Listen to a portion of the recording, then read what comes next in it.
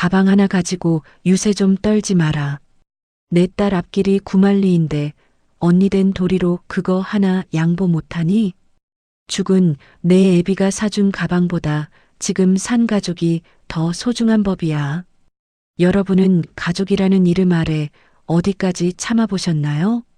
제게는 돌아가신 아버지가 남겨주신 목숨보다 소중한 푸른 가방 하나가 있었습니다. 그런데 시어머니는 그 가방을 몰래 훔쳐다 팔아버리셨죠.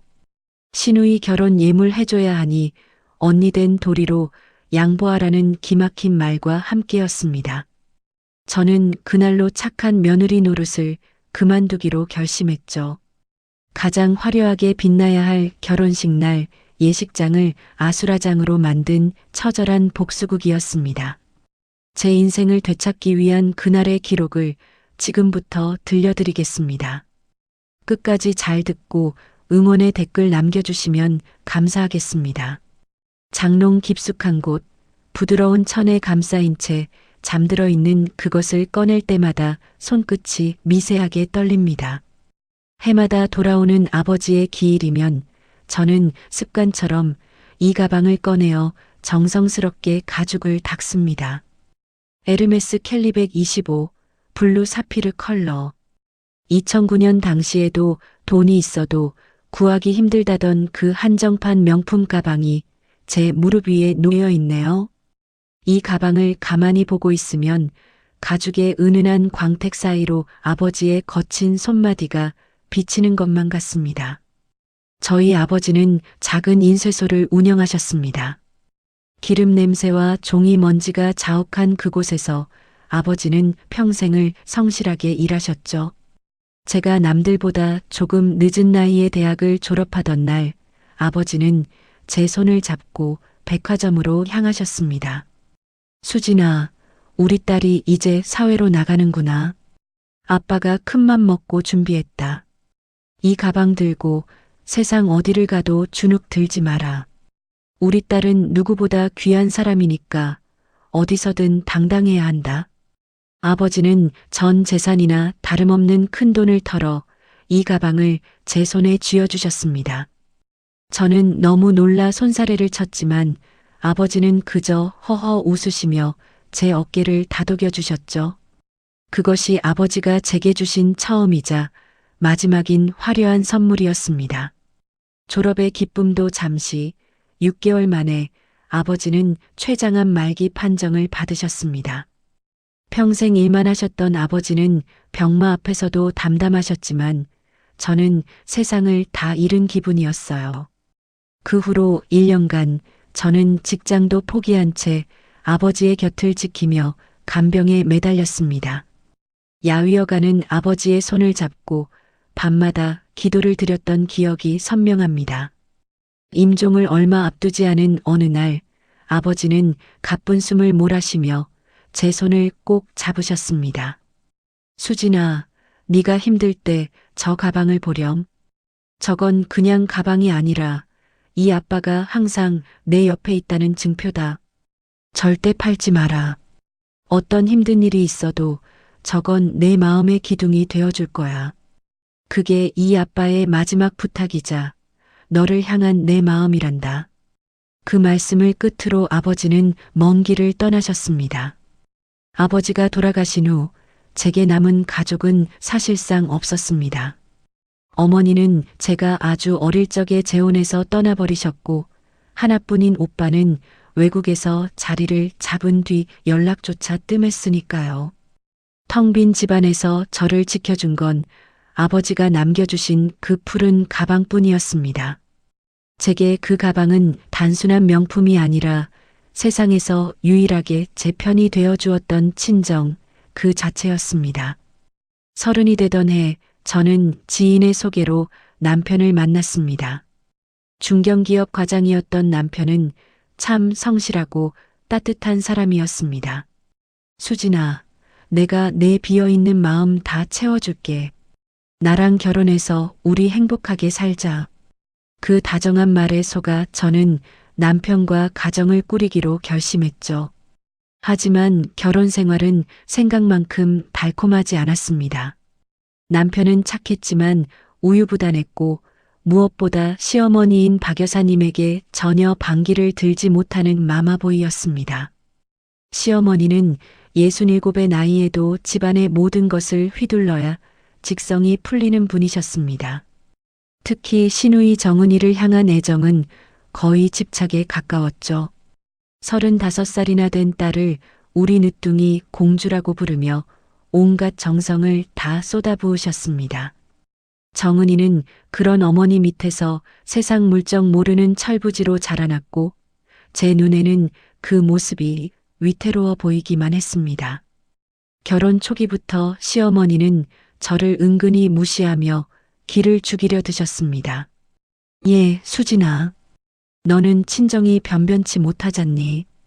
우리 정태 같은 신랑 만나서 이만큼 사는 거 항상 감사하게 생각해야 한다.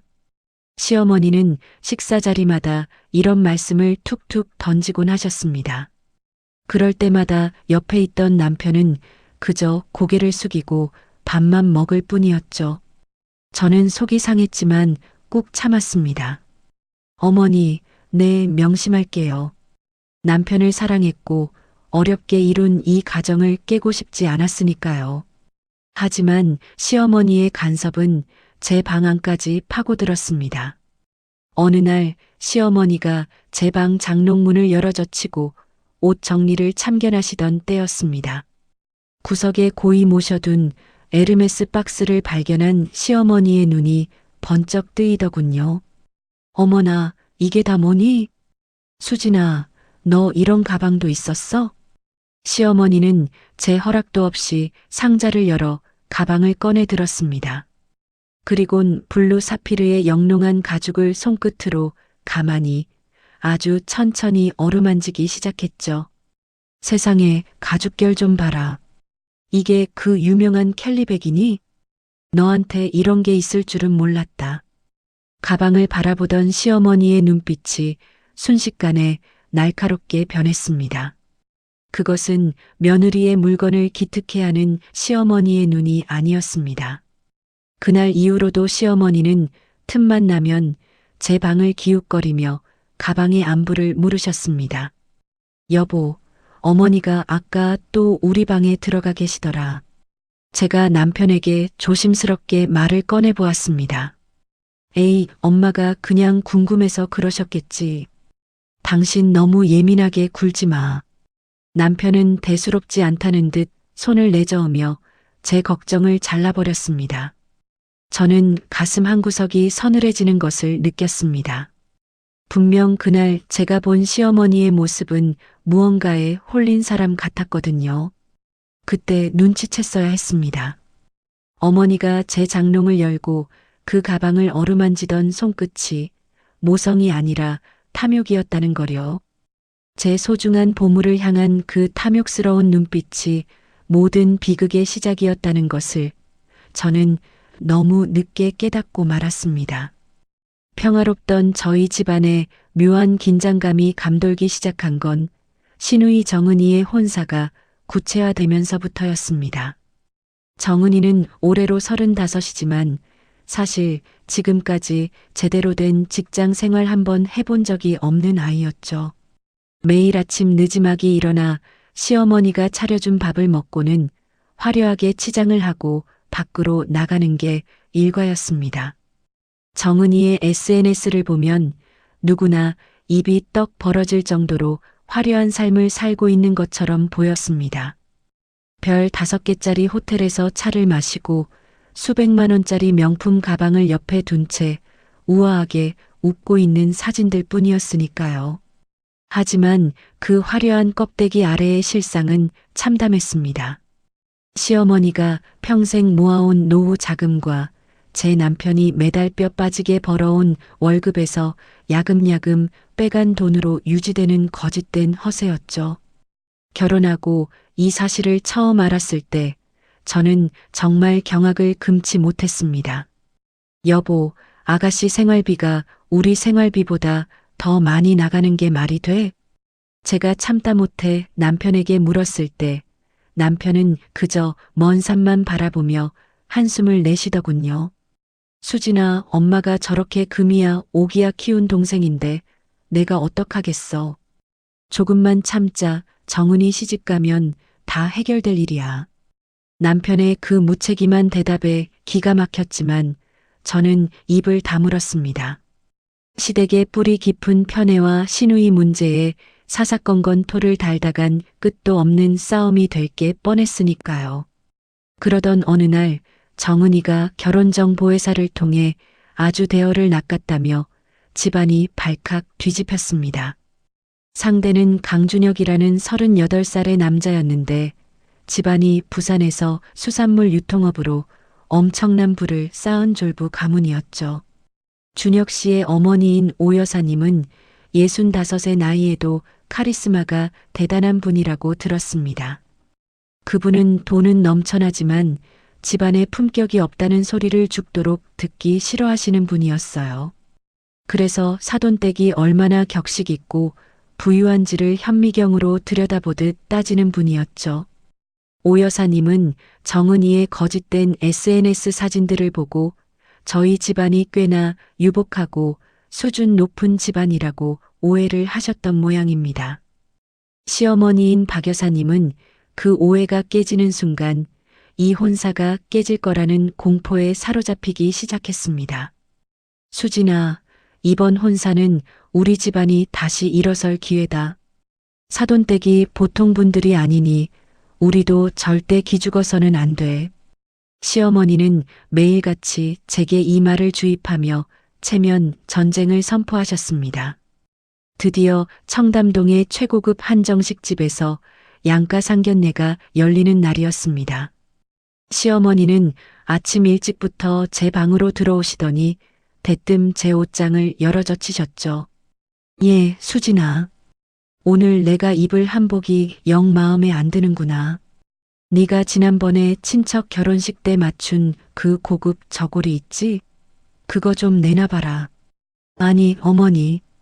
그건 제 몸에 맞춘 거라 어머니께는 불편하실 텐데요. 제가 조심스럽게 거절해 보았지만 시어머니는 이미 저고리를 꺼내 본인 몸에 대보고 계셨습니다. 가족끼리 빌려 입는 게 뭐 대수라고 그러니? 내가 사돈댁 앞에서 체면이 서야 정은이도 대접받는 거야. 결국 시어머니는 제 고급 한복 저고리를 쟁취하듯 가져가셨고 저는 불쾌한 마음을 억누르며 상견례장으로 향했습니다. 상견례 자리의 공기는 차갑고도 팽팽했습니다. 오 여사님은 화려한 보석으로 치장한 채 날카로운 눈빛으로 저희 가족을 하나하나 살피셨죠. 식사가 무르익을 무렵 오 여사님이 기다렸다는 듯 본론을 꺼내셨습니다. 사돈댁, 우리 준혁이가 외동아들이라 이번 예식에 거는 기대가 큽니다. 혼수는 어느 정도로 생각하고 계신지 슬쩍 여쭤봐도 될까요? 그 질문이 나오자마자 제 옆에 앉은 남편은 긴장한 듯 식은땀을 흘리며 젓가락질을 멈추더군요. 하지만 시어머니는 오히려 당당하게 가슴을 펴고 대답하셨습니다. 아유, 사돈. 걱정 마세요. 우리 정은이가 기죽어서 시집가는 꼴 저도 못 봅니다. 남들 하는 만큼이 아니라 남들보다 더 넘치게 채워보낼 거니까요. 그 호언장담에 오 여사님의 입가에 그제야 미미한 미소가 번졌습니다. 저는 옆에서 시어머니의 그 무모한 허세를 지켜보며 심장이 두근거려 음식이 입으로 들어가는지 코로 들어가는지도 모를 지경이었습니다.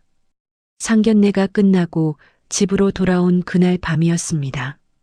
피곤함에 몸을 뉘려는데 거실에서 시어머니의 다급한 목소리가 들려왔습니다. 남편에게 전화를 거신 모양이었죠. 야, 정태야. 들었지? 오 여사 보통 아니다. 예물이 허접하게 들어가면 우리 집안 꼴이 뭐가 되겠니? 네가 큰아들이니까 돈을 좀 더 보태야겠다. 네 여동생 인생이 걸린 문제야. 방문 너머로 들려오는 시어머니의 목소리는 절박함을 넘어 탐욕스럽게까지 느껴졌습니다. 엄마, 저번에도 말씀드렸잖아요. 저도 지금 형편이 여의치 않아요. 아파트 대출금의 생활비에 수진이 눈치도 보이고요. 남편이 기어들어가는 목소리로 변명을 해보았지만 시어머니는 단호했습니다. 돈이 없으면 만들어서라도 와야지. 너는 오빠가 돼서 그것도 못하니? 잠시 침묵이 흐르더니 시어머니의 목소리가 한 톤 낮아지며 소름 끼치는 제안을 던졌습니다. 정태야, 내가 봐둔 게 있다. 내 마누라 장롱 속에 그 푸른 가방 있지? 그거 하나에 몇 천만 원씩 한다며. 그거 하나면 정은이 예물 세트 번듯하게 맞추고도 남을 텐데 그거 좀 쓰면 안 되겠니? 저는 그 소리를 듣는 순간 심장이 멎는 것 같았습니다. 어떻게 사람의 입에서 저런 소리가 나올 수 있는지 손끝이 파르르 떨려왔습니다. 엄마, 그건 안 돼요. 수진이 아버님이 유품으로 남겨주신 거예요. 수진이가 목숨처럼 아끼는 건데 그걸 어떻게 건드려요. 그건 진짜 안 돼요. 남편이 거절의 의사를 밝히긴 했지만 그 목소리에는 시어머니를 제압할 만한 힘이 전혀 없었습니다. 오히려 어머니의 때에 밀려 금방이라도 무너질 것 같은 위태로운 목소리였죠. 저는 어둠 속에서 주먹을 꽉 쥐고 방문 쪽을 노려보았습니다. 설마 시어머니가 제 소중한 물건에 손을 대기야 하겠나 싶었죠. 하지만 그것은 저의 순진한 착각이었습니다. 다음 날부터 시어머니의 행동은 눈에 띄게 달라졌습니다. 정은이의 예물 리스트를 짠다며 온 집안에 명품 카탈로그를 펼쳐 놓으셨죠. 샤넬 가방부터 까르띠에, 시계, 번쩍이는 주얼리 세트까지. 우리 집 형편으로는 도저히 감당할 수 없는 그 화려한 목록들을 보며 시어머니는 입술을 깨무셨습니다. 부족한 잔고와 넘치는 허세 사이에서 시어머니의 머릿속은 복잡하게 돌아가는 듯 했습니다. 그럴수록 시어머니의 시선은 자꾸만 제가 있는 안방으로 향했습니다. 제가 거실로 나갈 때마다 시어머니는 저와 눈을 맞추지 못하고 슬그머니 고개를 돌리셨죠. 하지만 저는 느낄 수 있었습니다. 제가 등을 돌릴 때마다 제 뒤통수에 와서 꽂히는 그 집요하고 끈적한 시선을 말입니다. 어머니의 눈빛은 이미 예전에 인자한 할머니가 아니었습니다. 나를 며느리로 보는 것이 아니라 제가 가진 것을 가로채기 위해 기회를 엿보는 굶주린 맹수의 눈빛이었습니다. 장롱 너머에 숨겨진 제 보물을 어떻게 꺼내갈지 궁리하는 그 서늘한 탐욕. 저는 본능적으로 직감했습니다. 어머니의 저 눈빛이 결국 제 소중한 평화를 산산조각 낼 것이라는 사실을요. 아버지의 기일을 딱 2주 앞둔 토요일 아침이었습니다. 저는 평소보다 일찍 일어나 집안 공기를 환기하고 경건한 마음으로 장롱문을 열었습니다. 기일이 오기 전에 아버지의 마지막 선물인 그 푸른 가방을 미리 닦아두고 싶었거든요. 그런데 당연히 그 자리에 있어야 할 에르메스 박스가 보이지 않았습니다. 내가 위치를 바꿨나? 저는 고개를 갸우뚱하며 장롱 안쪽을 더 깊숙이 살폈습니다. 코트 사이를 헤집고 이불장 밑바닥까지 다 뒤져보았지만 가방은 흔적조차 없었습니다. 심장이 쿵쾅거리기 시작하며 손바닥에 식은땀이 배어나왔습니다. 거실로 뛰어나와 선반 위와 다용도실, 심지어 신발장까지 30분 넘게 온 집안을 미친 듯이 뒤졌습니다. 도둑이야? 아니, 도둑이 들었으면 다른 폐물들도 사라졌어야 하잖아. 거실 창문과 현관 잠금 장치를 확인해 보았지만 아무런 침입의 흔적도 없었습니다. 이 집의 현관 비밀번호를 아는 사람은 오직 3사람뿐이었습니다. 저와 남편 그리고 시어머니인 박 여사뿐이었죠. 저는 떨리는 손으로 회사에 있는 남편에게 전화를 걸었습니다. 여보, 내 장롱에 있던 파란 가방 못 봤어? 가방? 갑자기 그건 왜? 전화기 너머 남편의 목소리가 미묘하게 떨리는 것이 느껴졌습니다. 아니, 지금 기일이라 닦아두려고 보니까 없어졌단 말이야. 당신 혹시 어디 옮겼어? 나는 모르지. 내가 당신 가방에 왜 손을 대냐? 정말 몰라. 당신 목소리가 왜 그래? 뭐 아는 거 있는 거지? 남편은 잠시 말을 멈추더니 아주 힘없고 곤혹스러운 목소리로 웅얼거렸습니다. 엄마한테 한번 물어봐. 난 잘 모르니까. 전화를 끊는 남편의 목소리에는 명백한 죄책감이 묻어 있었습니다. 남편이 직접 가져간 건 아니더라도 분명히 무언가를 알고 있다는 직감이 뇌리를 스쳤습니다. 불길한 예감은 틀린 적이 없었습니다. 저는 곧바로 박 여사에게 전화를 걸었습니다. 어머니, 혹시 저희 집 오셔서 제 가방 가져가셨어요? 장롱에 있던 파란 가방요. 처음엔 박 여사도 남편처럼 시치미를 뗐습니다. 가방? 내가 네 집 가방을 왜 가져가니? 난 그런 거 모른다.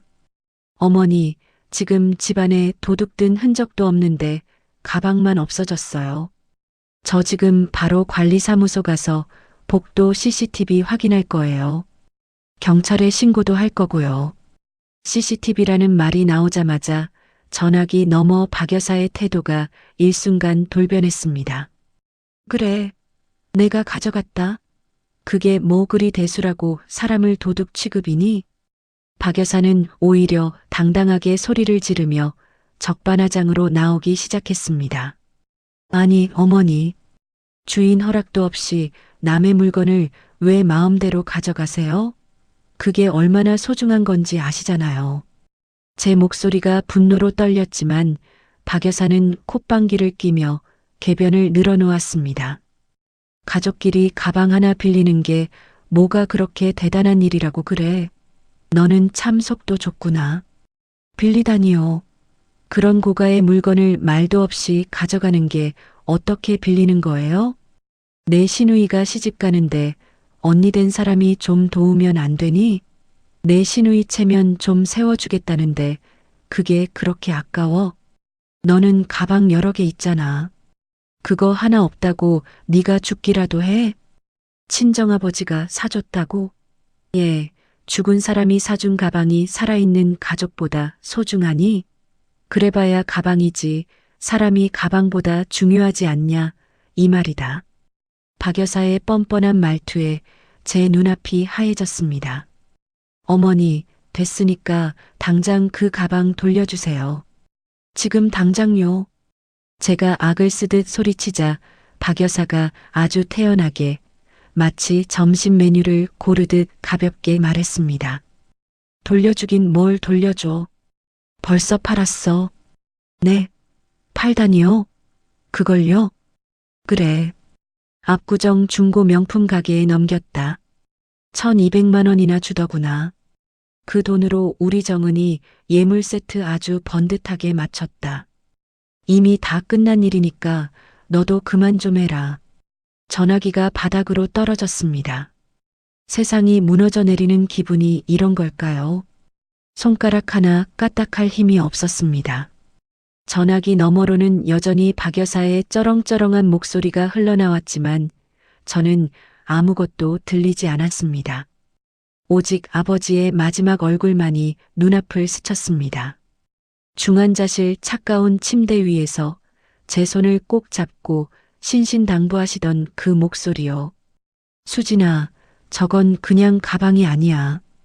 절대 팔지 마라. 아빠 마음이니까. 아버지의 유일한 유산이자 제 친정이었던 그 가방을 시어머니는 단돈 몇 푼에 팔아치워 버린 겁니다. 눈물이 차오르기도 전에 뜨거운 분노가 온몸을 감쌌습니다. 주먹을 꽉 쥔 제 두 팔이 주체할 수 없을 정도로 파르르 떨렸습니다. 저녁이 되어 퇴근한 남편이 거실로 들어섰습니다. 남편은 제 눈치를 살피며 신발장에 가방을 내려놓더군요. 여보, 나왔어. 저는 식탁에 앉아 남편을 쏘아보았습니다. 어머니가 팔았대. 내 가방 팔아서 정은이 예물 샀대. 당신 다 알고 있었지?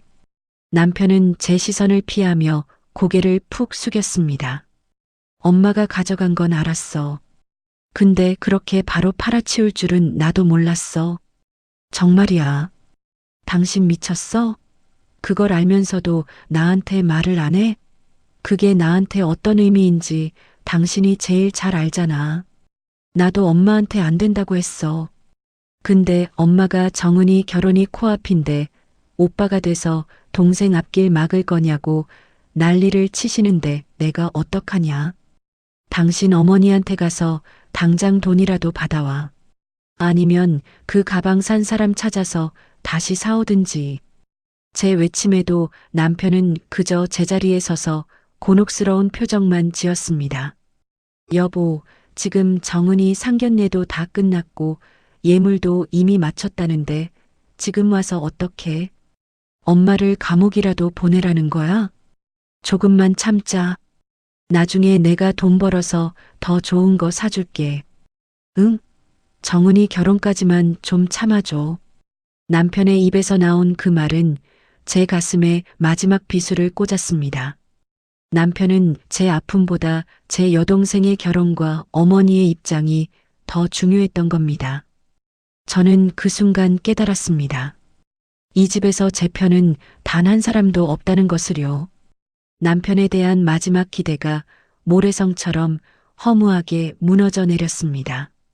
밤이 깊어지자 저는 혼자 방으로 들어왔습니다. 평소라면 서러워 울었을 테지만 이상하게도 눈물 한 방울 나오지 않았습니다. 저는 책상 앞에 앉아 낡은 노트를 한 권 펼쳤습니다. 그리고 볼펜을 꽉 쥐고 맨 윗줄에 차분하게 적었습니다. 갚아줄 것. 그 옆에 시어머니 박여사와 시누이 정은, 그리고 방관자인 남편의 이름을 하나하나 적어 내려갔습니다. 제 아버지를 모욕하고 제 인생을 짓밟은 대가가 얼마나 처절한 것인지 똑똑히 보여주기로 결심했습니다. 심장이 차갑게 식어가는 것이 느껴졌습니다. 저는 그날 밤 8년 동안 가족이라는 이름 아래 헌신했던 착한 며느리를 제 손으로 죽였습니다.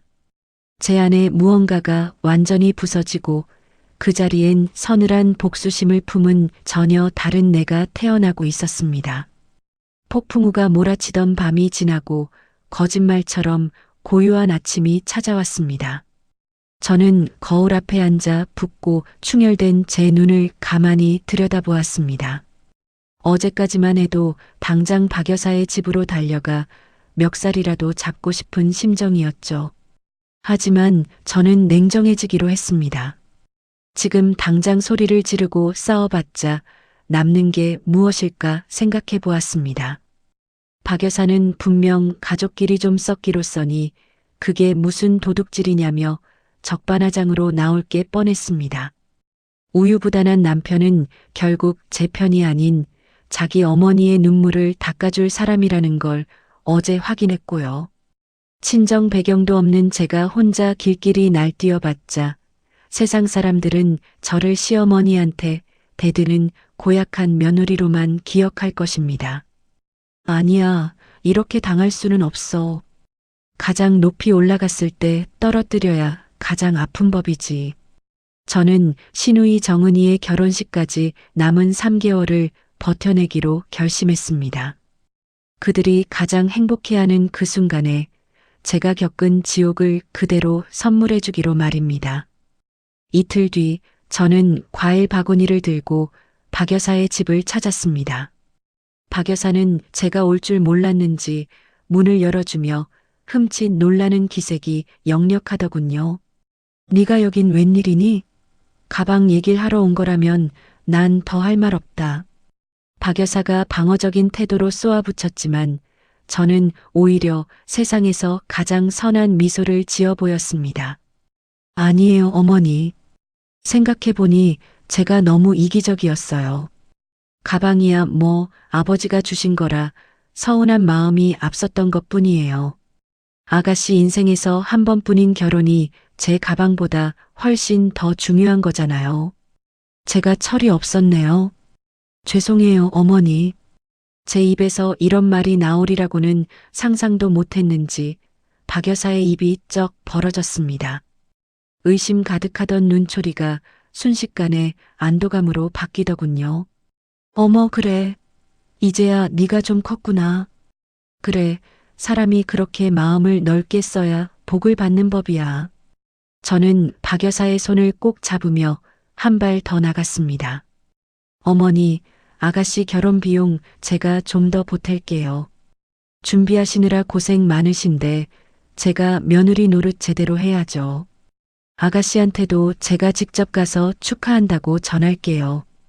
박 여사는 제 제안에 감동한 듯 보였지만 그건 사실 탐욕의 눈물이었습니다. 제가 돌아가자마자 박 여사는 신이 나서 남편에게 전화를 걸었다고 하더군요. 야, 정태아. 네 마누라가 드디어 철이 들었나 보다. 가방 일도 다 이해해주고 돈까지 보태주기로 했어. 그날 저녁 퇴근한 남편은 저를 보자마자 와락 껴안았습니다. 여보, 고마워. 수진아, 역시 네가 최고야.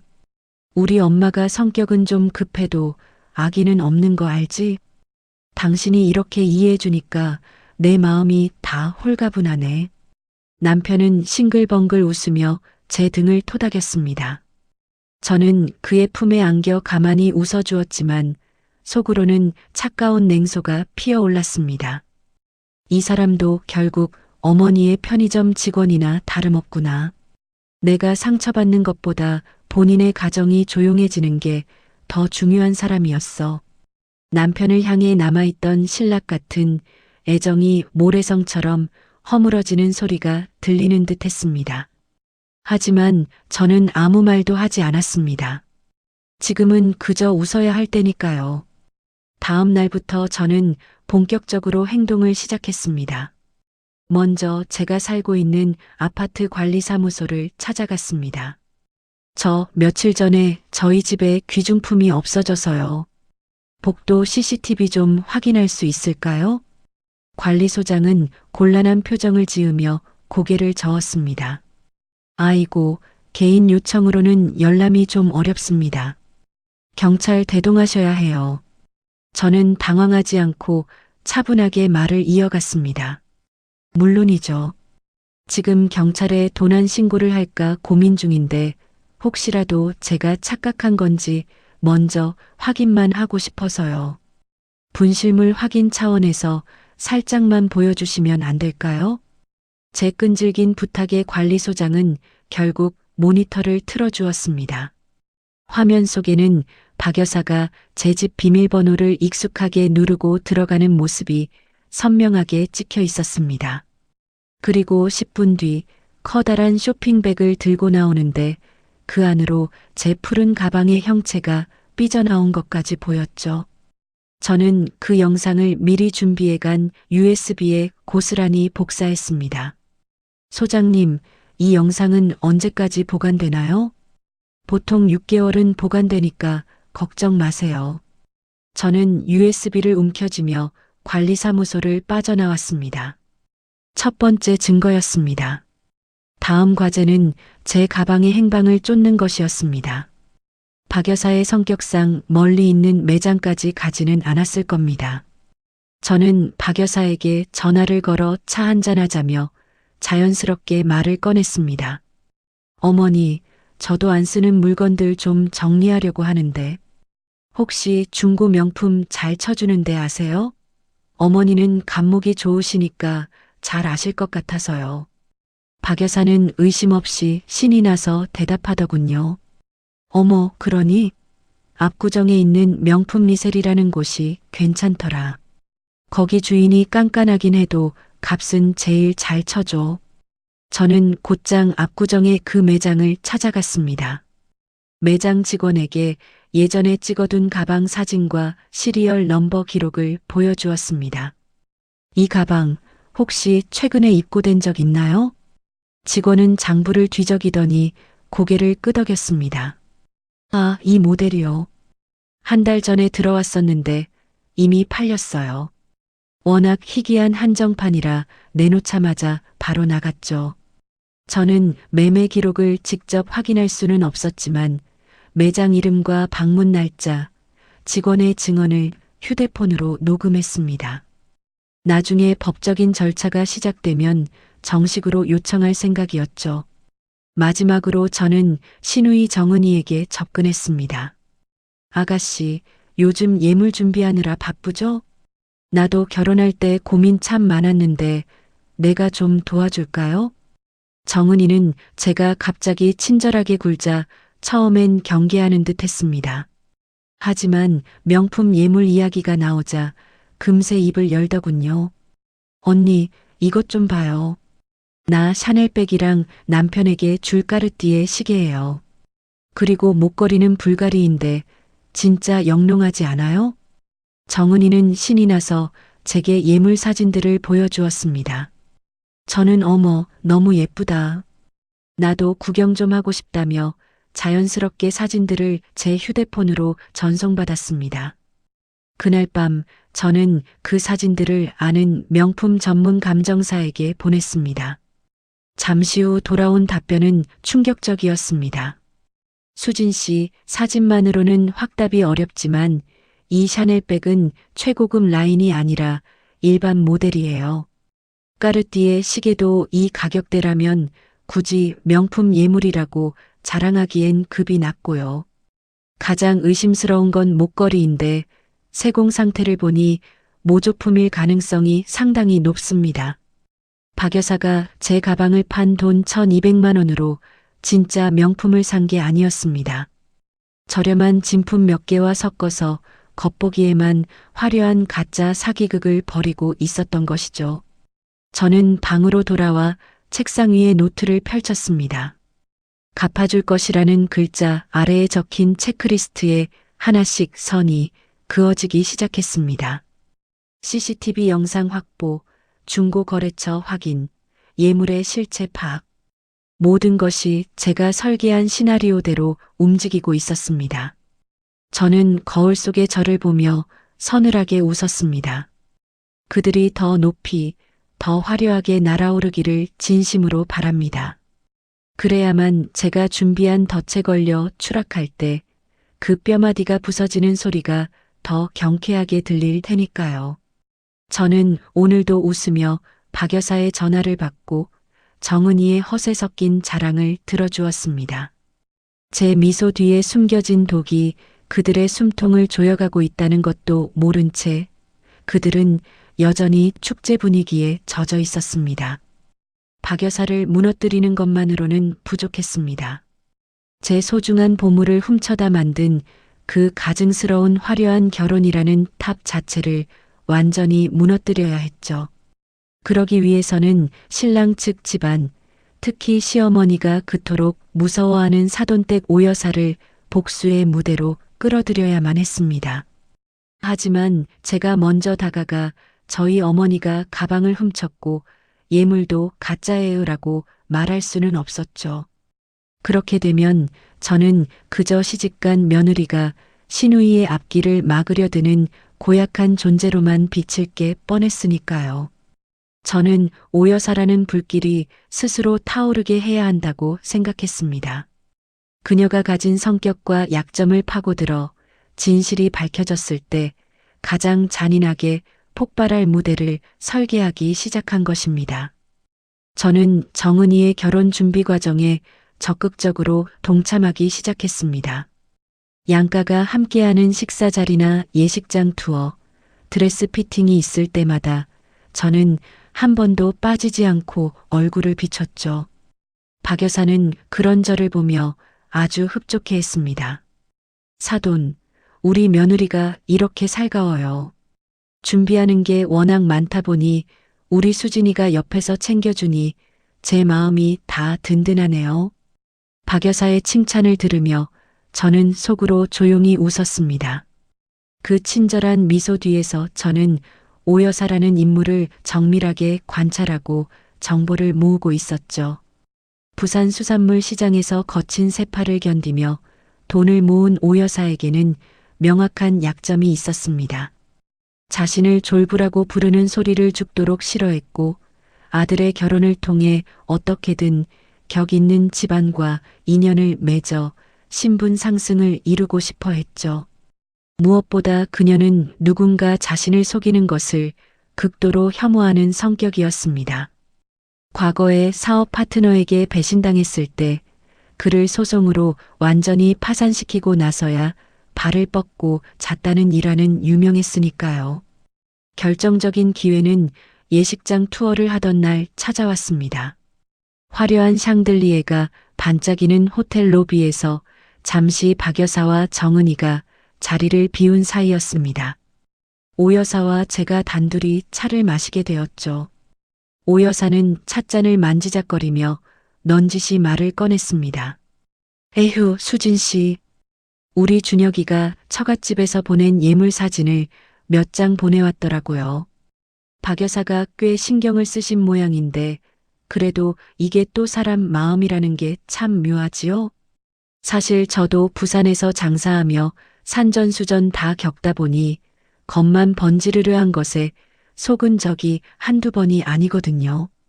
그래서 혹시 모르니까 결혼식 전에 전문가한테 예물 감정을 한번 받아볼까 싶기도 한데 사돈한테 신뢰가 되려나요? 오 여사의 눈빛에는 이미 미세한 의심의 불씨가 일렁이고 있었습니다. 저는 속으로 쾌재를 불렀지만 겉으로는 누구보다 당황한 척 연기를 시작했습니다. 어머나 어머니. 에이, 어머니가 직접 고르신 것도 아닌데 그러실 필요까지 있겠어요? 저희 어머니도 얼마나 고심해서 준비하셨는데요. 아가씨 기죽이지 않으려고 정말 정성껏 마련하셨으니 어머니가 믿어주셔야죠. 제 대답에 오 여사는 고개를 끄덕이면서도 입가에 묘한 미소를 띄었습니다. 그래요, 수진 씨 말이 맞긴 한데 내 눈이 워낙 깐깐해서 그런가 봐요. 저는 이 짧은 대화를 통해 확신했습니다. 그녀는 이미 무언가 이상하다는 것을 직감하고 있었고 저는 그 불씨를 끄는 척하면서 사실은 기름을 붓고 있었던 것이죠. 저는 본격적으로 결혼식의 연출가가 되기로 자청했습니다. 어머니, 아가씨. 다른 건 몰라도 신부 어린 시절 성장 영상이랑 피로연 영상은 제가 맡아서 할게요. 요즘 유행하는 스타일로 예쁘게 편집해보고 싶어서요.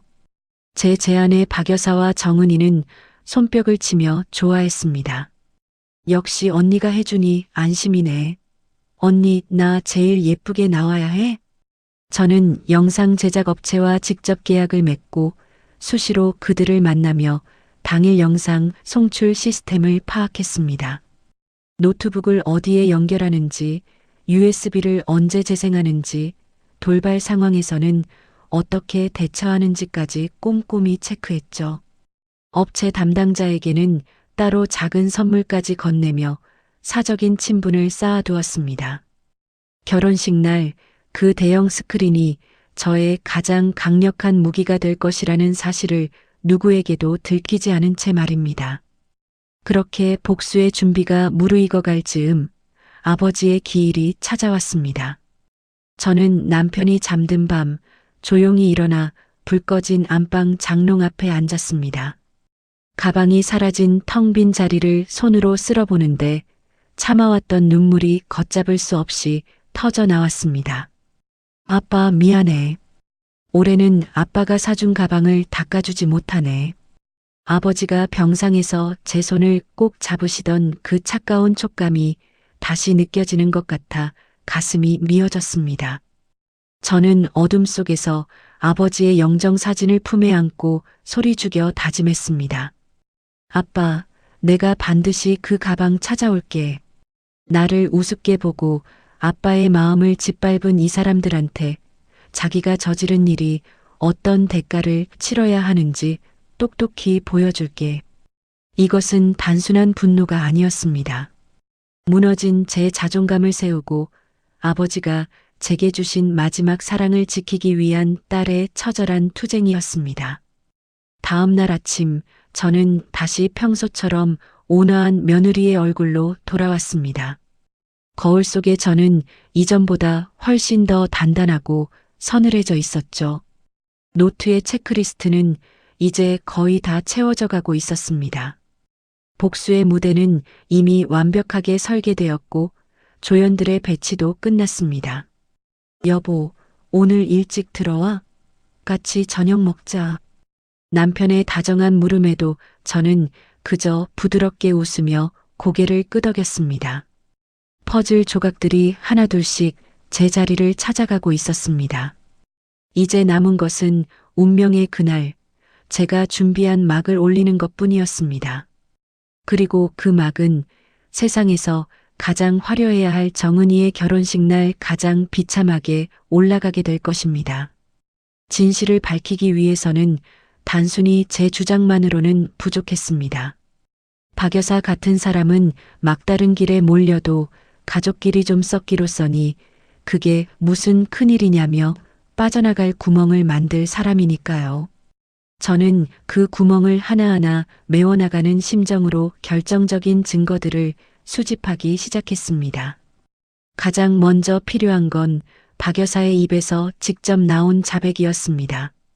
저는 평소보다 더 살갑게 굴며 박 여사에게 점심 식사를 대접했습니다. 어머니, 요즘 아가씨 결혼 준비하시느라 기운 없으시죠? 제가 맛있는 거 사드릴 테니까 기운 좀 내세요. 박 여사는 기분이 좋은지 연신 웃으며 젓가락을 놀렸습니다. 식사가 끝날 무렵 저는 차를 마시며 아주 자연스럽게 그리고 넌지시 말을 꺼냈습니다. 어머니, 근데 그 가방요. 팔고 나서 1,200만 원밖에 안 받으셨다면서요? 제가 나중에 알아보니까 그 모델 시세가 최소 2,500만 원은 넘는다더라고요. 어머니가 너무 손해보고 파신 것 같아서 제 마음이 다 아까워요. 제 말에 박 여사는 찻잔을 내려놓더니 억울하다는 듯 목소리를 높였습니다. 아이고, 내가 그걸 어떻게 알았겠니? 가게 주인이 그게 최대라고 하길래 얼른 팔아버렸지. 정은이 예물 맞출 시간이 촉박해서 급하게 팔아야 했거든. 그래도 그 돈으로 우리 정은이 예물은 아주 알차게 맞췄다. 샤넬백도 사고 까르띠에 시계도 사고. 뭐 그 중에 몇 개는 좀 섞긴 했지만 누가 알겠어? 어차피 남들 눈에는 다 번쩍거리는 명품인데 껍데기가 중요한 거지 안 그러냐? 박 여사는 제 가방을 판 돈의 용도와 예물에 가짜를 섞었다는 사실까지 아주 당당하게 떠벌렸습니다. 식탁 아래 제 가방 안에서는 녹음기가 이 모든 대화를 한마디도 놓치지 않고 담아내고 있었습니다. 급하게 팔았다. 정은이 예물 맞췄다. 섞긴 했지만 누가 알겠어. 박 여사의 탐욕스러운 목소리가 고스란히 저장되는 순간 제 가슴 속 응어리가 아주 조금은 풀리는 기분이었습니다. 다음은 신우이 정은이의 예물을 직접 확인하는 단계였습니다. 저는 정은이에게 명품 가방 관리법을 알려주는 척하며 다가갔습니다. 아가씨, 이번에 받은 예물들 정말 귀한 건데 보험은 들어놨어요? 요즘은 명품도 도난이나 분실 대비해서 보험 가입을 많이 하더라고. 정은이는 제 말에 귀를 솔깃해하며 눈을 반짝였습니다. 어머, 그래요? 언니, 그게 정말 좋을까요? 그럼 내가 아는 분이 명품 보험 상담해 주시는데 사진만 있으면 일단 견적을 낼 수 있대. 아가씨가 가진 것들 하나하나 자세히 찍어서 나한테 보내줘 봐요. 정은이는 아무런 의심 없이 제게 고화질 사진들을 보내왔습니다. 저는 그 사진들을 가지고 곧장 전문 감정 업체를 찾아갔습니다. 며칠 뒤 도착한 정밀 감정 결과는 제가 예상한 것보다 훨씬 더 가관이었습니다. 박 여사가 시즌 리미티드 한정판이라며 사돈댁에 자랑했던 샤넬백은 어디서나 구할 수 있는 평범한 일반 라인이었습니다. 골드 모델이라고 했던 까르띠에 시계는 값싼 스틸 소재였죠. 무엇보다 가장 가관인 건 불가리 목걸이였습니다. 이건 완벽한 모조품입니다. 도금 상태며 각인 위치가 정품과는 아예 일치하지 않아요. 감정사의 차가운 목소리를 들으며 저는 정식 감정 서류를 발급받았습니다. 박 여사가 제 소중한 유산을 팔아치운 대가로 만든 건 결국 거짓으로 점철된 모래성일 뿐이었습니다. 저는 여기서 멈추지 않고 변호사 사무실을 찾았습니다. 변호사님, 이 경우에 법적으로 어떤 처벌이 가능한가요? 제 설명을 들은 변호사는 서류를 검토하더니 조심스럽게 입을 뗐습니다. 비밀번호를 누르고 침입해 물건을 가져가 팔았다면 절도와 횡령죄 성립 가능성이 매우 높습니다. 다만 우리 법에는 친족상 도래라는 게 있어서 가족 간의 재산 범죄는 처벌이 면제될 여지가 있어요. 하지만 이혼 소송과 병행하며 민사상 손해배상을 청구하면 가방 시가만큼은 확실히 받아낼 수 있습니다. 저는 형사 고소장과 민사 소송 서류를 동시에 준비해달라고 요청했습니다. 또한 변호사의 자문을 받아 박 여사가 가방을 팔았던 압구정 중고 매장에 공식적인 확인서를 요청했죠. 박 여사의 신분증 사본과 거래 영수증, 그리고 제 가방에 시리얼 번호가 적힌 장부를 확보하는 데 성공했습니다. 모든 조각이 맞춰지자 저는 본격적인 무대를 설계하기 시작했습니다. 저는 밤잠을 설쳐가며 직접 영상을 편집했습니다. 영상은 평범한 신부 성장 영상처럼 시작되겠지만 중간부터는 전혀 다른 이야기가 펼쳐질 것입니다. 첫 번째는 아파트 복도 CCTV입니다. 박 여사가 제 집을 제 집 드나들듯 침입하는 장면이죠. 두 번째는 아까 녹음했던 박 여사의 육성입니다. 껍데기가 중요한 거지라며 낄낄거리는 그 목소리요. 세 번째는 중고 매장의 거래 내역서와 박 여사의 신분증 사진입니다. 그리고 마지막은 사돈댁을 기만했다는 증거인 예물 감정서를 화면 가득 채울 계획입니다. 저는 이 영상이 담긴 USB를 소중하게 쥐고 미리 얘기해둔 예식장 영상 담당자를 만났습니다. 저기, 제가 정은이 몰래 깜짝 이벤트를 준비했거든요. 신부 성장 영상 나오는 타이밍에 이걸로 바꿔서 틀어주세요. 서프라이즈니까 절대 미리 열어보시면 안 돼요. 아시겠죠? 영상 담당자는 제 환한 미소에 속아 아무런 의심 없이 고개를 끄덕였습니다. 이제 경찰 신고 타이밍만 정하면 되었습니다. 변호사는 결혼식 당일 아침에 정식으로 피해 신고를 접수하자고 제안했습니다. 현장에서 즉시 체포는 어렵겠지만 신고가 접수되면 경찰이 소재 파악을 위해 식장에 나타날 수도 있습니다. 저는 경찰에게 박 여사가 그 시간에 어느 호텔 예식장에 있을지 정확히 알려주기로 했습니다. 식장 안에서 영상이 터지고 밖에서는 경찰이 들이닥치는 그림. 그것이 제가 상상하는 가장 완벽한 피날레였습니다. 동시에 저는 남편과의 끝도 준비했습니다. 이혼 전문 변호사를 통해 재산분할과 위자료 청구 근거를 꼼꼼히 정리했습니다. 시어머니의 도둑질을 알고도 방조한 남편, 그리고 8년간의 고통, 모든 것을 서류 한 장 한 장에 눌러 담았습니다. 모든 준비를 마치고 거울 앞에 섰습니다. 거울 속의 저는 더 이상 예전에 착하고 순종적인 며느리가 아니었습니다. 눈빛은 서늘했고 입가는 미세하게 떨리고 있었죠. 저는 완성된 USB를 손바닥에 꼭 쥐고 나직하게 을조렸습니다. 결혼식까지 이제 딱 일주일 남았네. 아빠, 조금만 더 기다려줘. 내가 8년을 참았는데 7일쯤이야 눈 깜짝할 새겠지.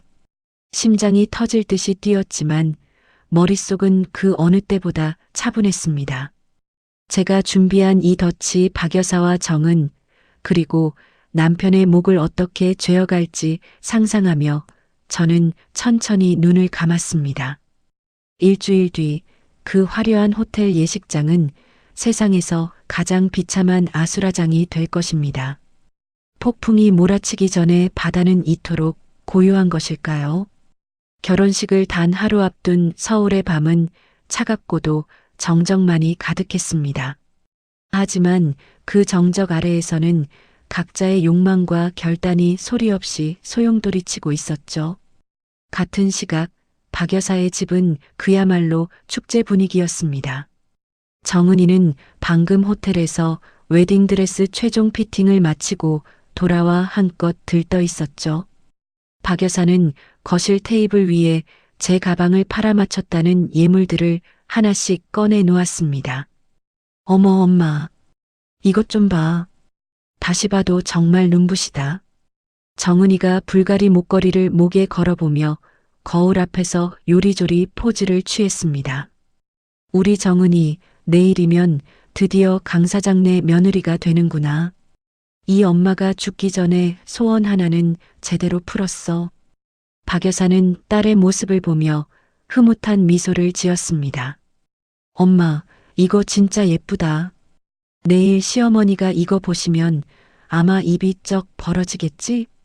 우리 집안 수준 다시 보실 거야. 그치?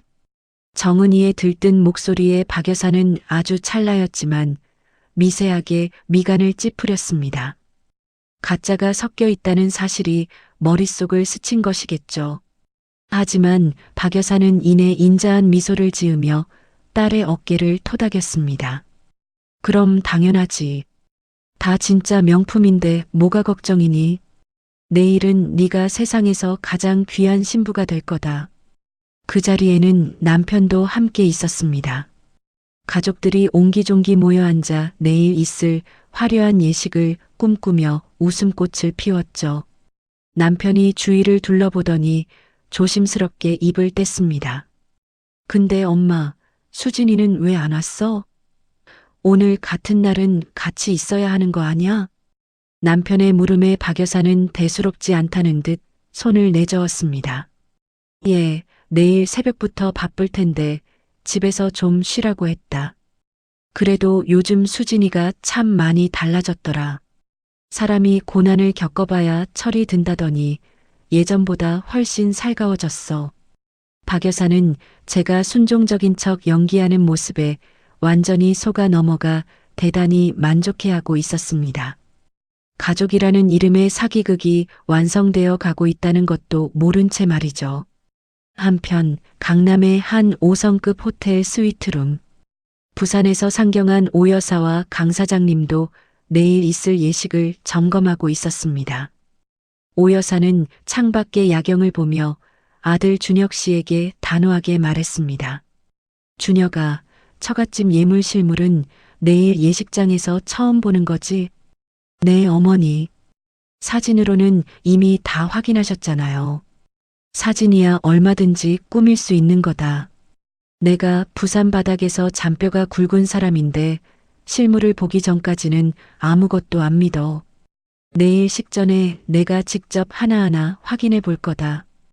이미 오 여사는 예물의 진위를 가려내겠다는 의지로 가득 차 있었습니다. 제가 파악했던 그녀의 깐깐한 성미가 그대로 드러나고 있었죠. 그 시간 저는 텅 빈 아파트 거실에 홀로 앉아 있었습니다. 테이블 위에는 모든 진실이 담긴 USB 하나와 변호사의 명함이 놓여 있었죠. 그 옆에는 이미 제 지장이 찍힌 이혼 서류 초안과 아버지의 영정 사진이 저를 내려다보고 있었습니다. 가슴 한구석이 욱신거리며 마지막 갈등이 밀려왔습니다. 이걸 정말 해야 할까? 내가 이 일을 저지르면 결혼식은 아수라장이 될 텐데. 시누이뿐만 아니라 아무것도 모르는 신랑 측 식구들까지 큰 상처를 받지 않을까? 잠시 흔들리는 마음을 다잡으려 고개를 돌렸을 때 장롱의 텅 빈 자리가 눈에 들어왔습니다. 아버지의 유산이 도둑 맞았던 그 차가운 공간 말입니다. 귓가에 아버지의 마지막 유언이 파도처럼 밀려왔습니다. 절대 팔지 마라. 그게 아빠 마음이니까. 제 마음은 그 순간 차갑게 굳어버렸습니다. 아니야. 내가 침묵한다면 이 사람들은 평생 남의 것을 빼앗고도 떵떵거리며 잘 살 거야. 거짓과 도둑질로 시작한 결혼이 어떻게 행복할 수 있겠어? 오히려 저 신랑 쪽 식구들에게도 지금 진실을 알려주는 게 옳은 길이야. 저는 떨리는 손으로 USB를 가방에 깊숙이 넣었습니다. 내일 아침 6시 경찰서 고소장 접수, 그리고 11시 예식장 폭로. 제 인생을 건 최종 결단이 내려진 순간이었습니다. 밤 11시가 넘었을 무렵 남편에게서 전화가 왔습니다. 여보, 나 이제 집으로 가고 있어. 자고 있어? 아니, 당신 기다리고 있었어. 저는 차분하게 대답한 뒤 평생 마지막이 될 질문을 던졌습니다. 여보, 나 하나만 물어볼게. 그 가방 어머니가 훔쳐간 거 당신도 알고 있었잖아. 근데 왜 나한테 바로 말 안 했어? 왜 끝까지 나를 속였어? 전화기 너머로 긴 침묵이 흘렀습니다. 한참 뒤에야 남편은 아주 무기만 한 목소리로 대답했습니다. 미안해. 엄마가 워낙 사정이 급하다고 사정하시니까 나도 어쩔 수 없었어. 당신한테는 내가 정말 면목이 없다. 근데 이제 결혼식도 무사히 끝나면 내가 엄마한테 잘 말해서 돈으로 꼭 갚아줄게.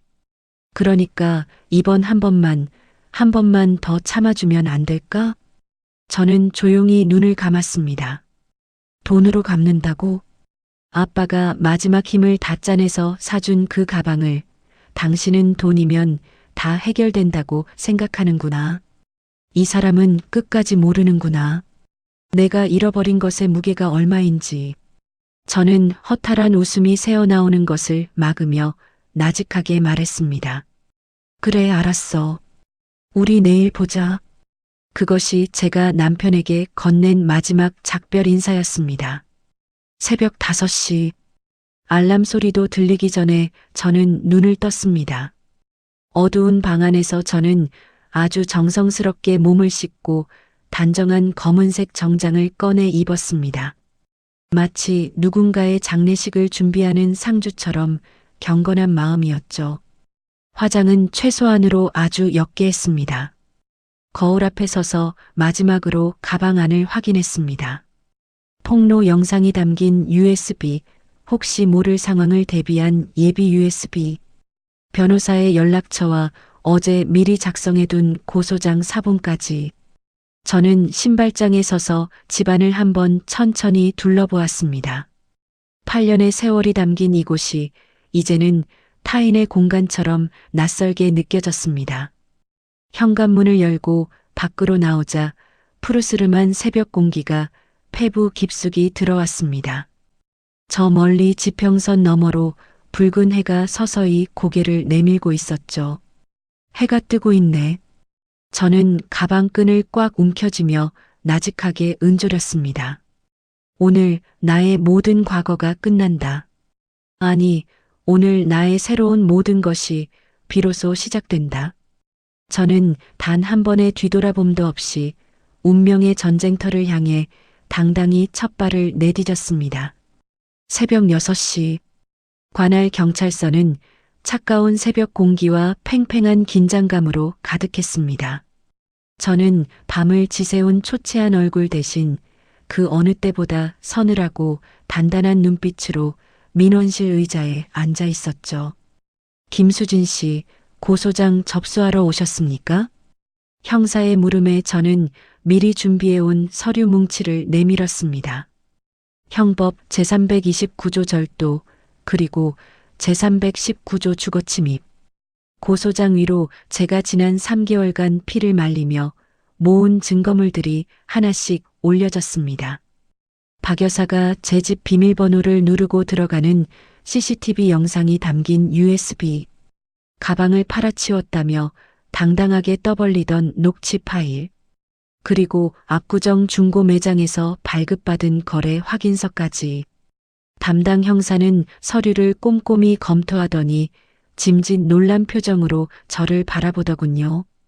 증거가 아주 명확하네요. 피의자 소환 일정은 빠른 시일 내에 잡겠습니다. 저는 형사의 눈을 똑바로 응시하며 나직하게 덧붙였습니다. 형사님, 오늘 오전 11시에 호텔 웨딩홀에 가시면 피의자가 있을 겁니다. 제 시누이의 결혼식이거든요. 형사는 당황한 듯 잠시 머뭇거렸지만 이내 고개를 끄덕였습니다. 고소 접수 당일에 현장 체포를 하는 건 흔치 않은 일입니다만 사안이 중대하고 증거가 워낙 확실하니 임의 동행 형식으로 현장 방문은 가능할 것 같습니다. 경찰서를 나서는 제 발걸음은 그 어느 때보다 가벼웠습니다.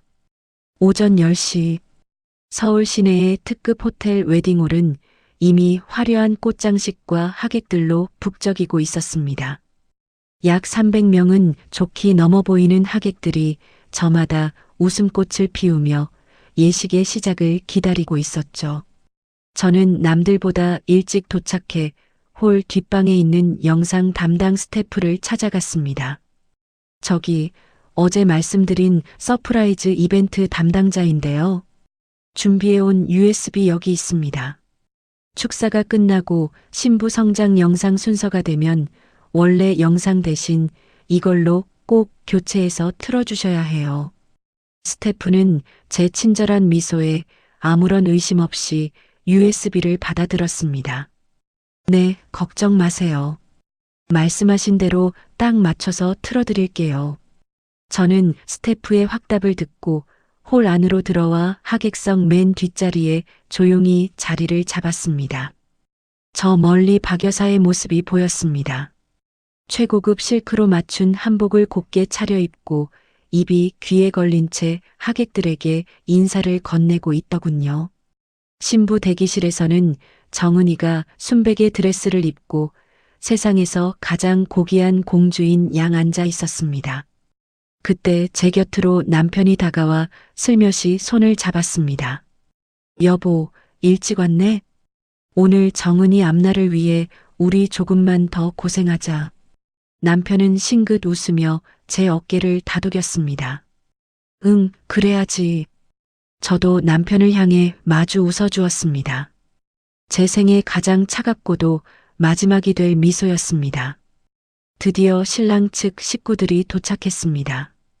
오 여사는 고급스러운 밍크쇼를 두르고 가슴팍엔 커다란 다이아몬드 브로치를 단 채 위풍당당하게 걸어 들어왔습니다. 박 여사가 버선발로 뛰어나가 오 여사의 손을 덥석 잡았습니다. 어머나 사돈, 어서 오세요.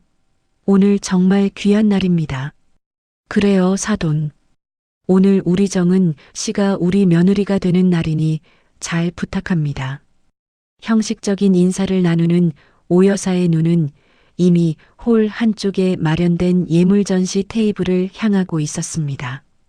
그녀의 깐깐한 눈빛이 번쩍이는 주얼리 세트를 훑고 지나가는 것을 저는 놓치지 않았습니다. 지금부터 예식을 시작하도록 하겠습니다. 사회자의 멘트와 함께 웅장한 음악이 울려 퍼졌습니다. 양가 부모님의 화촉점화가 이어지고 신랑의 늠름한 입장 뒤로 정은이가 아버지의 손을 잡고 입장했습니다. 아이보리색 드레스에 길게 늘어진 면사포, 그 위로 쏟아지는 화려한 조명. 하객석 곳곳에서는 감탄사가 터져나왔습니다. 어머, 신부 너무 예쁘다. 정말 잘 어울리는 한 쌍이네. 박 여사는 손수건으로 눈가를 찍어 누르며 감격에 겨운 듯 딸을 바라보았습니다. 주례사가 끝나고 성혼 선언문이 낭독된 후 드디어 제가 기다리던 순서가 다가왔습니다.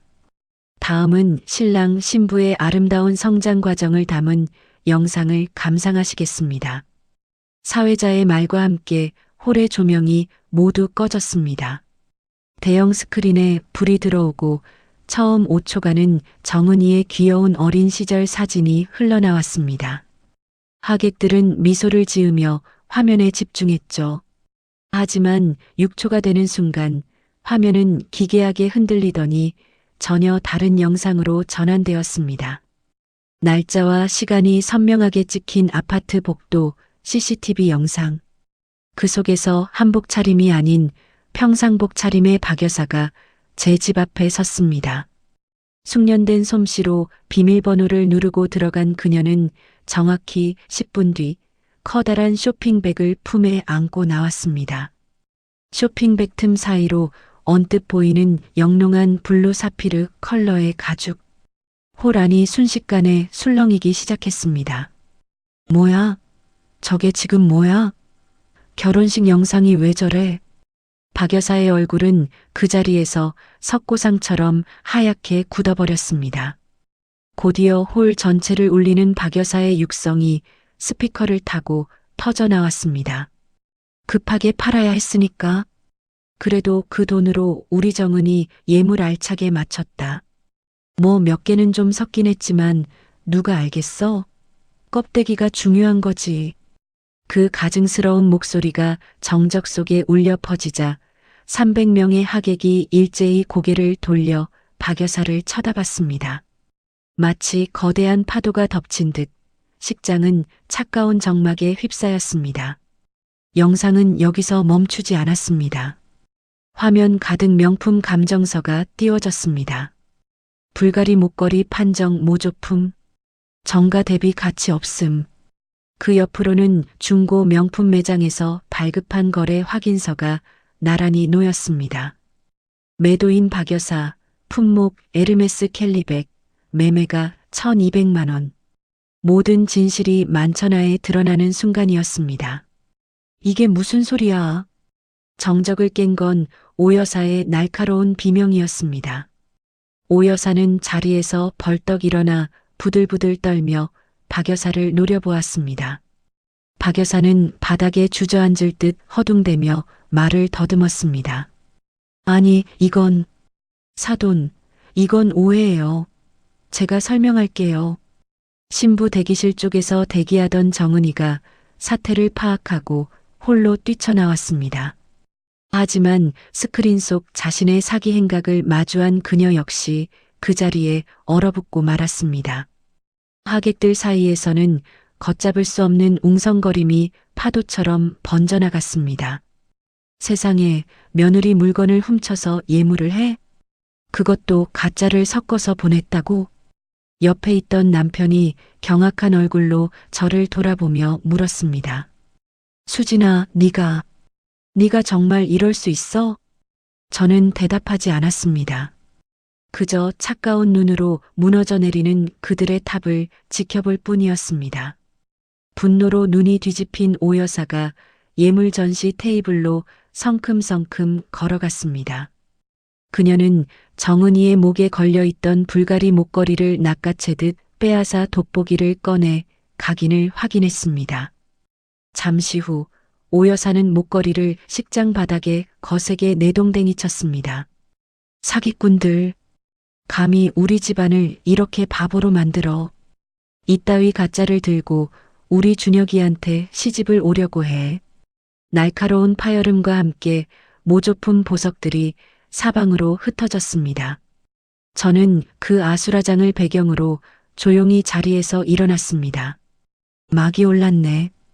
나직하게 읊조리는 제 목소리가 소란 속에 묻혔습니다.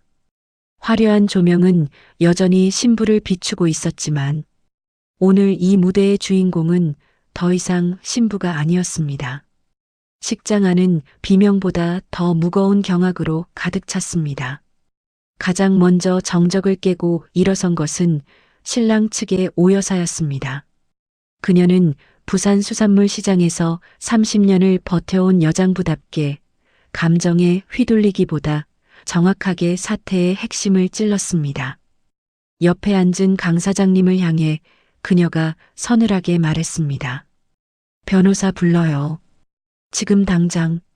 그리고는 주단 위에 얼어붙어 있는 아들 준혁 씨를 향해 호통을 쳤습니다. 준혁아, 예식 중단해. 이 자리에서 한 발짝이라도 더 나갔다간 넌 내 아들 아닐 줄 알아. 신랑 준혁 씨는 상황을 파악하지 못한 채 멍하니 서 있었습니다. 엄마, 갑자기 왜 그러세요? 준혁 씨의 시선이 뒤늦게 대형 스크린에 닿았습니다.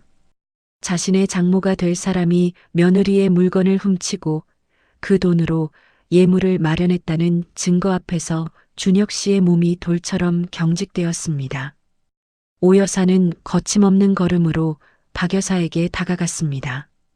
박 여사, 당신 이게 다 사실이야? 당신이 며느리 물건을 훔쳐 팔아서 우리 집안에 보낸 예물이 가짜라는 거지? 이게 혼인 사기가 아니면 뭐야? 박 여사는 무릎에 힘이 풀린 듯 바닥에 주저앉았습니다. 아니, 사돈. 오해예요. 정말로요. 그게 진짜는 진짜인 것도 있고 목걸이만 조금 그런 건데.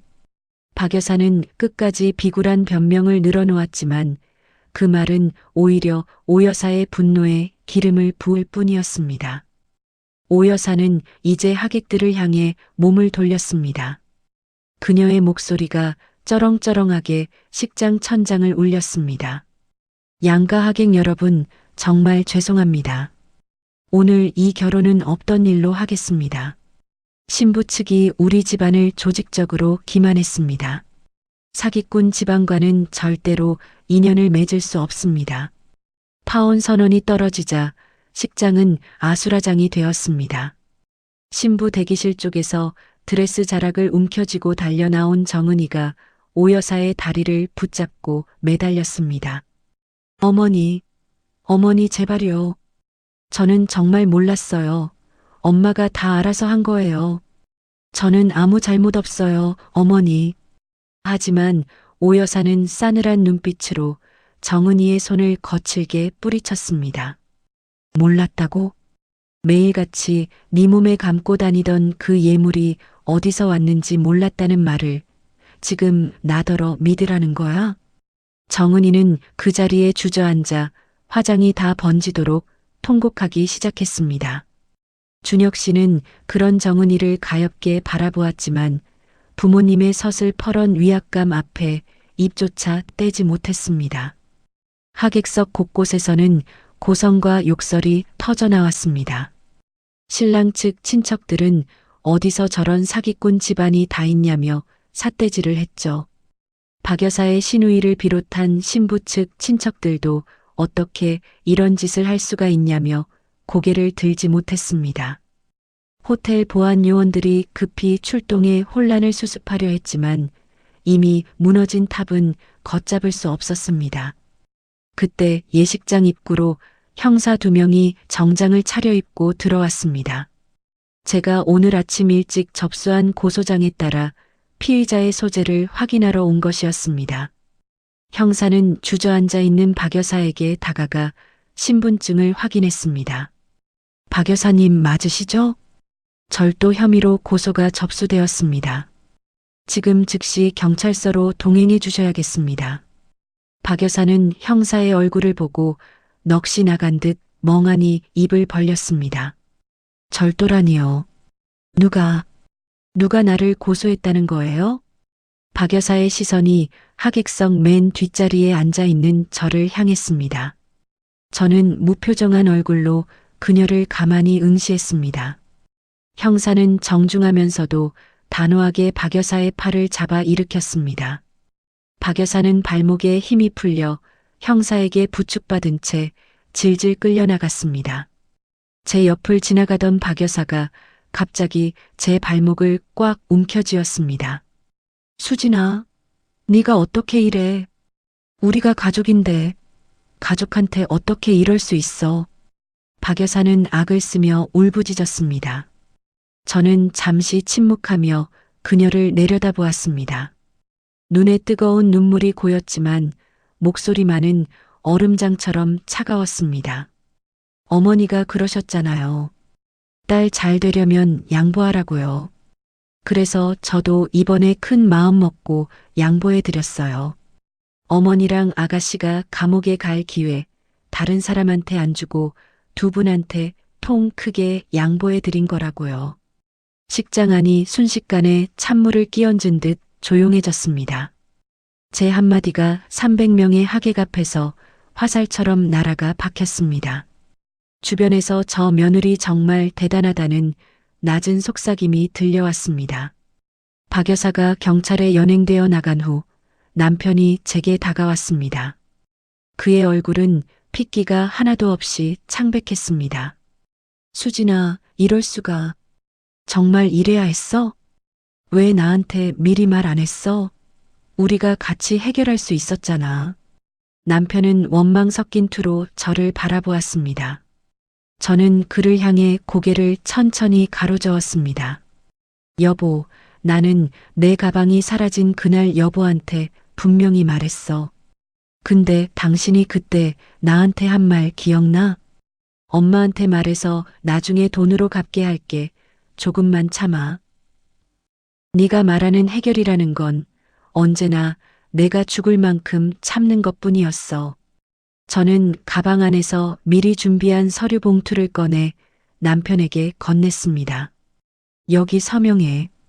오늘 이 자리에서 당장 안 해도 돼. 하지만 이건 절대로 변하지 않을 거야. 남편은 떨리는 손으로 이혼 서류를 받아들고는 차마 말을 잇지 못했습니다. 저는 자리를 박차고 일어나 뒤도 돌아보지 않고 예식장을 빠져나왔습니다.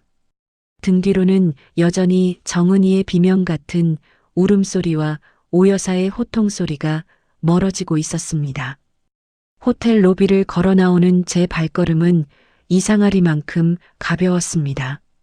멀어지는 소음만큼 제 마음속의 응어리도 조금씩 깎여나가는 것 같았죠. 8년이라는 긴 세월 동안 저를 짓누르고 있던 무거운 바위 덩어리가 한 걸음을 내디딜 때마다 바스러지는 기분이었습니다. 호텔 회전문을 밀고 밖으로 나섰습니다. 그곳에는 눈부신 햇살이 쏟아지고 있었습니다. 겨울의 끝자락이었지만 살결에 닿는 바람은 더 이상 차갑지 않았습니다. 저는 눈을 감고 그 따스한 기운을 온몸으로 받아들였습니다. 그 아수라장 갔던 결혼식 날로부터 어느덧 6개월이라는 시간이 흘렀습니다. 세상은 아무 일 없었다는 듯 계절을 바꾸었지만 저를 둘러싼 풍경은 이전과는 비교할 수 없을 만큼 달라졌죠. 박 여사는 결국 절도죄로 기소되어 법정에 섰습니다. 재판 과정에서 박 여사의 변호인은 가족 간의 재산 범죄는 처벌하지 않는다는 친족상돌의 원칙을 들며 끈질기게 무죄를 주장하더군요. 하지만 제 변호사는 단호했습니다. 피의자는 피해자의 시어머니로 직계 혈족이 아닌 인척에 불과합니다. 또한 범행 당시 이미 이혼 절차가 진행 중이었으므로 이를 가족 간의 단순한 해프닝으로 치부할 수 없습니다. 결국 법원은 박 여사의 절도 혐의를 인정했습니다. 초범인 점을 감안해 징역 8개월의 집행유예 2년이 선고되었죠. 형사처벌과는 별개로 민사재판부에서는 제 가방의 시가인 2,500만 원을 배상하라는 판결을 내렸습니다. 가방을 판 돈 1,200만 원은 이미 정은이의 가짜 예물을 사는데 다 써버린 박 여사는 순식간에 빚더미에 앉게 되었습니다. 그 무엇보다 박 여사를 괴롭힌 건 전과 기록보다 무서운 이웃들의 시선이었습니다. 아니, 며느리 가방을 훔쳐다 팔았다며? 세상에 무서워서 어디같이 살겠어? 동네 마트에서도 노인정에서도 도둑년이라는 수군거림이 꼬리표처럼 따라붙게 된 것입니다. 시누이 정은이의 삶도 비참하게 무너져 내렸습니다. 파혼 직후 도끼가 바짝 오른 오 여사 측은 정은이를 상대로 대대적인 민사소송을 걸었습니다. 결혼 준비 비용, 호텔 위약금, 예단비, 그리고 정신적 피해에 대한 위자료까지 합쳐 약 8천만 원에 달하는 거액이었죠. 사치와 허영으로 일관하던 정은이에게 그런 돈이 있을 리 만무했습니다. 결국 박 여사 명의로 되어 있던 그 낡은 아파트가 담보로 잡히고 말았습니다. 화려한 부잣집 며느리를 꿈꾸던 정은이는 이제 결혼정보회사에서도 블랙리스트에 오른 처지가 되었습니다. 자랑을 일삼던 SNS 계정은 진작에 삭제했지만 이미 결혼식장의 아수라장 영상은 지인들 사이에 퍼질 대로 퍼진 뒤였죠. 남의 것을 훔쳐 세운 거짓된 탑은 그렇게 먼지처럼 흩어졌습니다. 남편과의 이혼 절차도 차분하게 마무리되었습니다. 저는 시어머니의 절도를 방조하고 저를 기만한 남편의 책임을 물어 재산 분할과 위자료에서 아주 유리한 조건을 이끌어냈습니다. 처음에는 망설이던 남편도 결국 제 단호함 앞에 모든 서류에 도장을 찍었죠. 마지막으로 법원 문을 나서던 날 남편이 제 앞을 가로막았습니다. 그의 얼굴은 6개월 전보다 훨씬 수척해 보였습니다. 수진아, 정말 미안해. 그때 내가 엄마 편이 아니라 내 편을 들었어야 했는데 일이 이렇게까지 커질 줄은 정말 몰랐어. 남편의 목소리에는 뒤늦은 후회가 가득 담겨 있었습니다. 저는 그를 원망 섞인 눈으로 보는 대신 아주 덤덤하게 대답했습니다. 알아, 오빠. 그래서 더 늦기 전에 끝내는 거야. 우리는 처음부터 서로를 지켜줄 준비가 안 된 사람들이었으니까. 원망보다는 씁쓸함이, 분노보다는 안도감이 섞인 마지막 인사였습니다. 그리고 거짓말처럼 제 가방이 돌아왔습니다. 경찰 수사 과정에서 압구정 중고 매장을 거쳐 가방을 사간 최종 구매자가 추적되었죠. 그분은 작물인 줄 모르고 산 선의의 구매자로 판명되어 처벌은 면했지만 작물인 것이 확실해진 이상 소유권은 제게 있었습니다. 법적 절차를 거쳐 드디어 제 손에 그 푸른 가방이 돌아오던 날, 저는 집으로 돌아와 문을 잠그자마자 바닥에 주저앉아 가방을 품에 꼭 안았습니다. 아빠, 서늘하고 부드러운 가죽의 감촉이 닿자마자 참아왔던 울음이 터져 나왔습니다. 저는 가죽의 결을 하나하나 쓰다듬으며 아이처럼 속삭였습니다. 아빠, 다시 데려왔어. 오래 걸렸지? 내가 너무 못나서 뺏기게 해서 미안해. 복수가 성공했을 때도 나오지 않던 눈물이 그제야 비 오듯 쏟아졌습니다. 8년 동안 단 한 번도 남들 앞에서 약한 모습을 보이지 않았던 제가 그날만큼은 목이 놓아 울었습니다. 그것은 승리의 기쁨이 아니라 잃어버린 사랑을 되찾은 딸의 안도감이었죠. 저는 위자료와 재산분할금을 종자돈 삼아 작은 꽃집을 열었습니다. 혼자 살기 시작한 원룸은 예전 집보다 훨씬 작지만 그 어느 곳보다 깨끗하고 평온합니다. 가게 한편 햇살이 가장 잘 드는 유리 선반 위에는 블루 사피르 캘리백이 놓여 있습니다. 저는 매일 아침 꽃을 다듬으며 그 가방을 바라봅니다. 가방을 볼 때마다 아버지가 옆에서 우리 딸 당당하게 살아라라고 말씀하시는 것 같아 절로 미소가 지어지곤 하죠. 개업날 오후 멀리 해외에 있던 오빠에게서 전화가 왔습니다. 수진아, 소식 들었다. 정말 고생 많았어. 아버지가 하늘에서 너를 아주 기특하게 생각하실 거야. 네가 그 가방을 끝까지 지켜낼 줄 아셨을 거다. 오빠의 따뜻한 격려에 저는 이제 웃으며 대답할 수 있었습니다. 응, 오빠. 나 이제 정말 괜찮아. 이제는 누구를 위해서가 아니라 나 자신을 위해서 살려고. 꽃집 문을 열고 밖으로 나서자 향긋한 꽃내음과 함께 따스한 아침 햇살이 저를 반깁니다. 저는 길가에 핀 작은 풀꽃들을 바라보며 이 이야기를 듣고 계신 여러분께 마지막 인사를 전하고 싶습니다. 사람들은 흔히 말하죠. 참는 게 미덕이고 참으면 복이 온다고요. 물론 틀린 말은 아닐 겁니다. 하지만 여러분, 무작정 참기만 해서는 안 돼요. 참되 철저하게 준비해야 합니다. 그리고 때가 되었을 때 나를 짓밟는 이들에게 단호하게 한 방을 날릴 수 있어야 하죠. 양보는 상대가 양보의 가치를 아는 사람일 때나 하는 거예요. 내 소중한 것을 훔쳐가면서 가족이니까 양보하라고 말하는 사람들에게는 양보가 아니라 마땅한 대가를 치르게 해야 합니다. 아버지가 남겨주신 가방은 다시 제 곁으로 돌아왔습니다. 하지만 제가 진짜로 되찾은 건 가죽 가방 한 개가 아니에요. 누구에게도 밟히지 않고 누구의 눈치도 보지 않는 당당한 나 자신입니다. 비로소 제 주인이 된 제 인생을 되찾은 것이죠. 이 이야기를 듣고 계신 분들 중에도 혹시 지금 누군가를 위해 죽도록 참고만 계신 분이 있나요? 기억하세요. 당신의 소중한 것은 오직 당신만이 지킬 수 있습니다. 아무도 대신 지켜주지 않거든요. 이제는 당신의 인생을 위해 당당하게 기지개를 켜시길 바랍니다.